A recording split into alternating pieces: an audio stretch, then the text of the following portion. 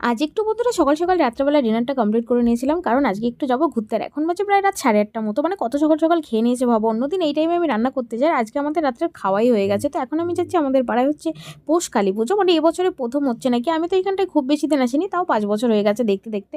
তো তারপরে ওটা কি এর আগে কখনো হয়নি, এবছরে প্রথম। তো এখানটায় আজকে হচ্ছে ফাংশন, মানে ডান্স হবে। তো ওই জন্য মনের আনন্দে বললাম চলো একটু ঘুরেই আসি, এমনিতেও কোথাও যাওয়া হয় না। তো ওই জন্য বেরিয়ে পড়লাম, আর এসে দেখছি খুব দারুণ সুন্দর করে একটা প্যান্ডেল করেছিল, লাইটিংটা কিন্তু বেশ লাগছিল। কিন্তু তারপরে শীতের মধ্যে কাঁপতে কাঁপতে চলে এলাম, আর এখানটা একটু মায়ের দর্শনও করে নিলাম।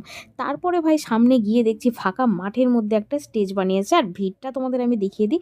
দেখো এই ঠান্ডার মধ্যে ওপরে পুরো ফাঁকা, আর কত লোক এসছে, রাস্তাও জুড়ে ছিল।